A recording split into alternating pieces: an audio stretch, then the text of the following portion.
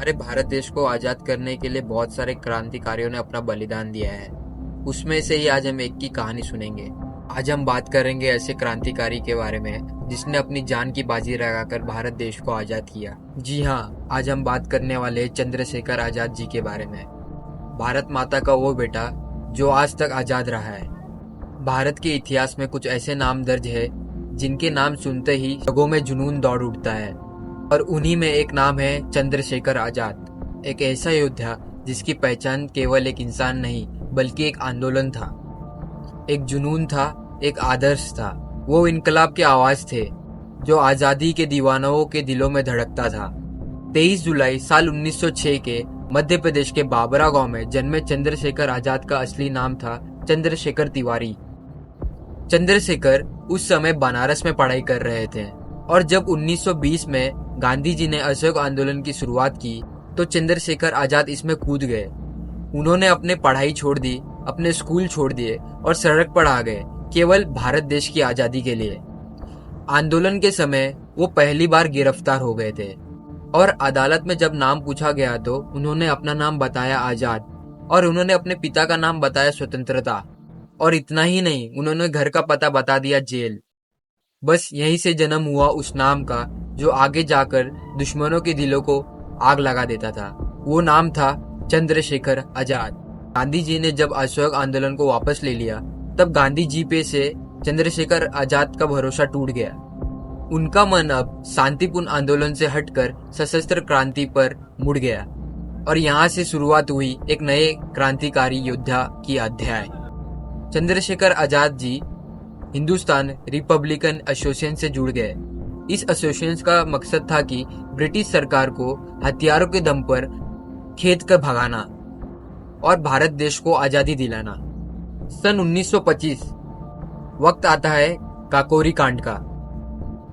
इस कांड में चंद्रशेखर आजाद जी और उनके साथियों ने ट्रेन में से सोना चुरा लिए ताकि क्रांति के लिए धन जुटा सके और हथियारों की खरीदारी भी की जा सके। इस योजना को लीड कर रहे थे राम प्रसाद बिस्मिल, और चंद्रशेखर आजाद उनका साथ दे रहे थे। जब एक एक करके पुलिस ने सभी क्रांतिकारियों को पकड़ना शुरू किया तो एकमात्र आजाद ही थे जो कभी गिरफ्तार नहीं हुए थे। उन्होंने कहा कि दुश्मनों की गोलियों का सामना हम करेंगे लेकिन आजाद ही रहेंगे। लेकिन इस काकोरी कांड के बाद चंद्रशेखर आजाद और उनकी टीम को बहुत बड़ा नुकसान पहुंच गया। काकोरी कांड की योजना को जो लीड कर रहे थे राम प्रसाद बिस्मिल जी, उन्हें और उनके साथियों को फांसी की सजा सुनाई गई। इसमें राम प्रसाद बिस्मिल जी, उल्ला खान और राजेंद्र नाथ लाहौरी थे। जब चंद्रशेखर आजाद के साथियों को यह सजा सुनाई गई तो चंद्रशेखर आजाद अंदर से टूट गए थे, लेकिन उन्होंने हार नहीं माना। उन्होंने भारत देश को आजाद करने की अंदर की शक्ति को जागृत रखा। चंद्रशेखर आजाद फिर उठे और टूटे हुए क्रांतिकारियों को संगठित किया। अब समय आता है 1928 का, जब दिल्ली के फिरोज शाह कोटला में एक गुप्त सभा की गई और वहीं से जन्म हुआ हिंदुस्तान सोशलिस्ट रिपब्लिकन एसोसिएशन का। चंद्रशेखर आजाद इस एसोसिएशन के कमांडर ऑफ चीफ बने और भगत सिंह इसके प्रचार प्रमुख बने। इस संगठन का मकसद था पूंजीवादी का अंत करना, एक समाजवादी भारत का निर्माण करना।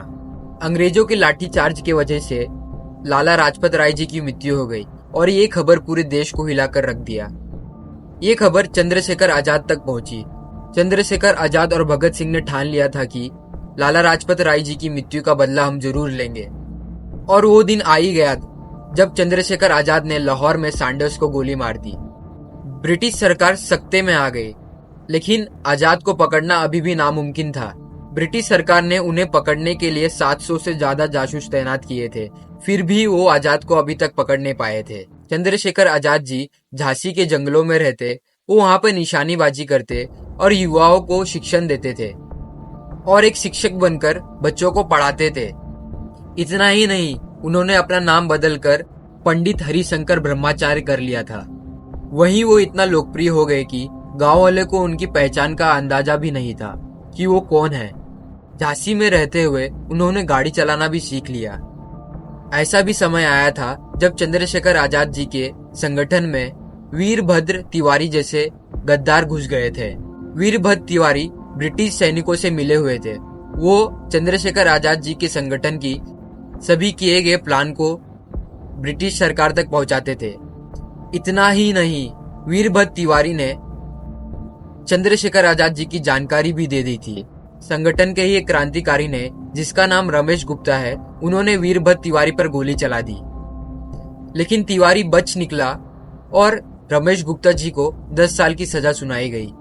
अब समय आता है साल 1929 का, जब दिल्ली असेंबली में बम फेंका। साल 1929 में दिल्ली असेंबली में बम फेंकने की योजना बनी। चंद्रशेखर आजाद अपने साथी सुखदेव के साथ वहां पर मौजूद थे। मुखबरी हुई, पुलिस ने पार्क को घेर लिया, मुठभेड़ भी शुरू हो गई। गोलियों की बौछार, धुआं, चिलचिलाहट, लेकिन आजाद अकेले ही अपने आखिरी सांस तक डटे रहे। चंद्रशेखर आजाद जी की एक एक करके सारी गोलियां खत्म होने लगी थी। जब चंद्रशेखर आजाद जी के पास एक गोली बची तो उन्होंने खुद को मार लिया। वो कभी अंग्रेजों से गिरफ्तार नहीं हुए और चंद्रशेखर आजाद जी यही बात सभी भारतीयों को सिखाना चाहते थे, खुद के हाथ से मर जाओ, लेकिन कभी इन ब्रिटिश सरकार और ब्रिटिश सैनिकों के हाथ से ना मरो। कहानी यही खत्म नहीं होती है।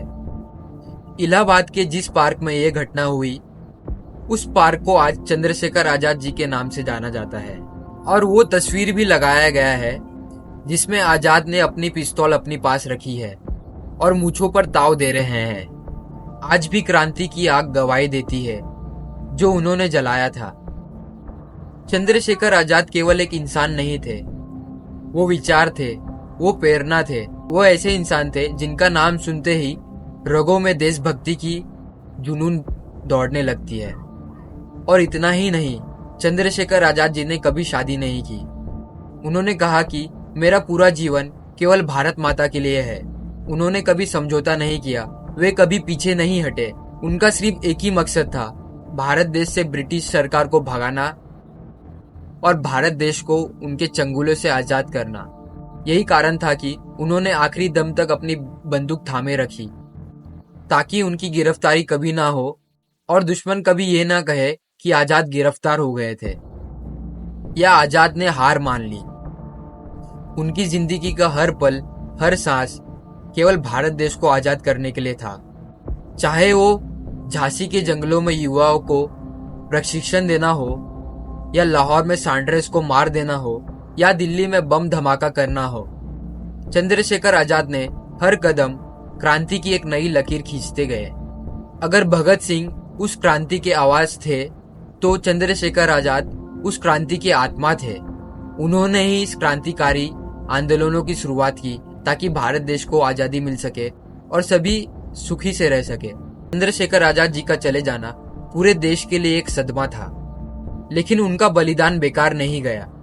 सन 1947 में आखिरकार भारत देश को स्वतंत्रता प्राप्त हुई।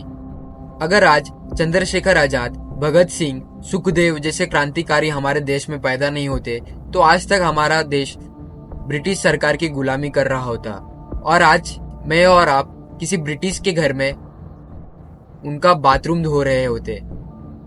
ऐसे क्रांतिकारियों को दिल से सैल्यूट है, जिन्होंने अपनी जान की परवाह ना करते हुए अपने देश के बारे में सोचा, अपने देश के लोगों के बारे में सोचा और भविष्य के बारे में सोचा कि आगे जाकर ये लोग चैन सुख से रह सके, किसी की गुलामी ना करना पड़े। ऐसे वीरों को मेरा सत सत नमन है।